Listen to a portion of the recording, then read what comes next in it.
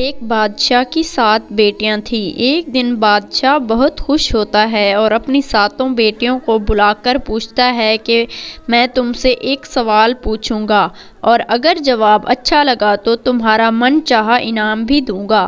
سب ایک قطار میں کھڑی ہو جاؤ اور ایک ایک کر کے بتاؤ کہ تم کس کا دیا کھاتی ہو اور کس کا دیا پہنتی ہو۔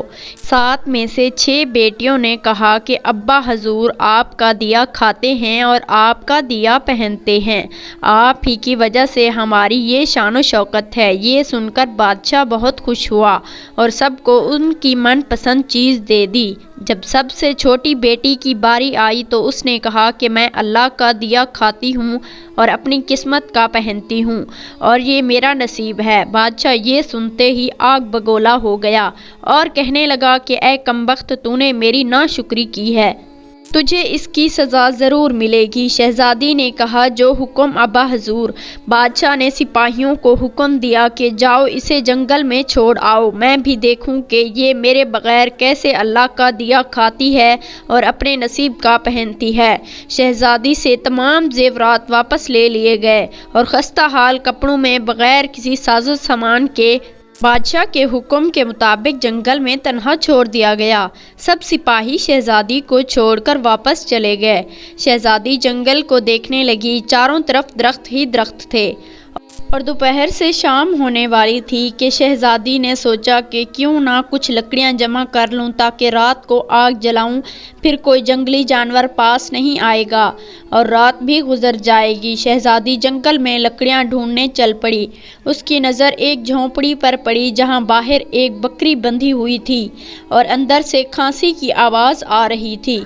پہلے تو شہزادی بہت حیران ہوئی کہ اتنی ویران جگہ پر جھونپڑی۔ جب وہ جھونپڑی کے اندر داخل ہوئی تو کیا دیکھتی ہے کہ ایک بوڑھا ضعیف ایک چارپائی پر لیٹا ہے اور کھانستے کھانستے پانی پانی پکار رہا ہے۔ شہزادی ادھر ادھر دیکھتی ہے تو کونے میں ایک پانی کا گھڑا پڑا ہوا ہے۔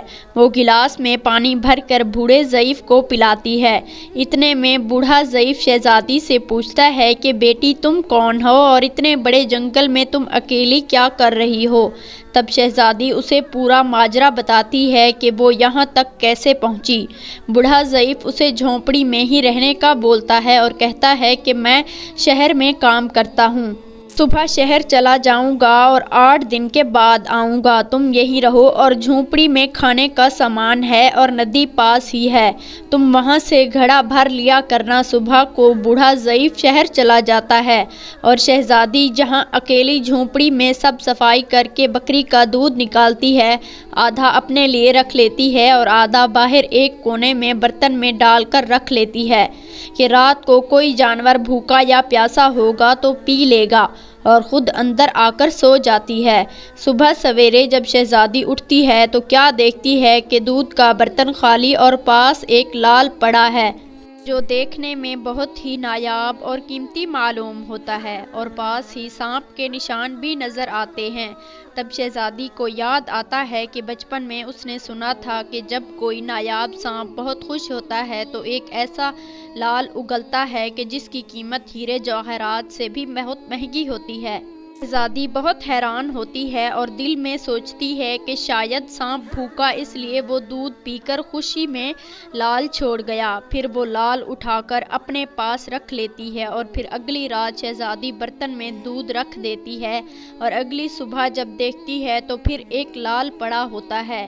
ایسے ہی کرتے کرتے 7 دن گزر جاتے ہیں اور شہزادی کے پاس 7 لال اکٹھے ہو جاتے ہیں اور اس دن بوڑھا ضعیف بھی آ جاتا ہے۔ تب شہزادی اسے لال دکھاتی ہے اور سارا واقعہ بتاتی ہے اور بوڑھے ضعیف کو 3 لال دے دیتی ہے اور کہتی ہے کہ شہر جا کر یہ لال بیچ آؤ اور آتے وقت اپنے ساتھ محل بنانے والے مزدور لے کر آنا۔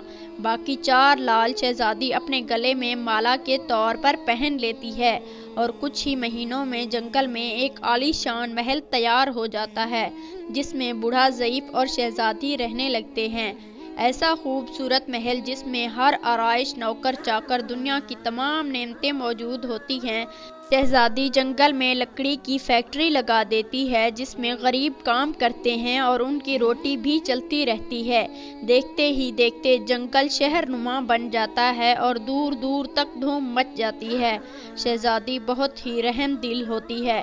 یہ خبر ایسے ہی بادشاہ تک پہنچ جاتی ہے تو بادشاہ کے دل میں اشتیاق ہوتا ہے کہ دیکھوں تو صحیح کون سے ملک کی شہزادی جس کی اتنی تعریف ہو رہی ہے۔ بادشاہ سپاہیوں کے ہاتھ پیغام بھیجتا ہے شہزادی سے ملنے کا۔ یہاں شہزادی کے سپاہی جب شہزادی کو بتاتے ہیں تو شہزادی یہ حکم دیتی ہے کہ بادشاہ سلامت ایک ہی شرط پر ہم سے مل سکتے ہیں کہ وہ اپنی تمام بیٹیوں کے ساتھ آئیں۔ سپاہی جا کر بادشاہ کو پیغام دے دیتے ہیں۔ ایک دن بادشاہ اپنی تمام بیٹیوں کے ساتھ شہزادی کے محل جاتا ہے۔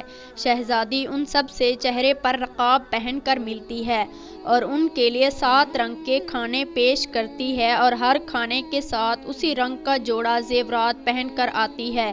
محل کی شان و شوکت خوبصورت تھی اور شہزادی کا انداز بادشاہ اور باقی تمام شہزادیوں کو بہت حیران کن اور متاثر کرتا ہے۔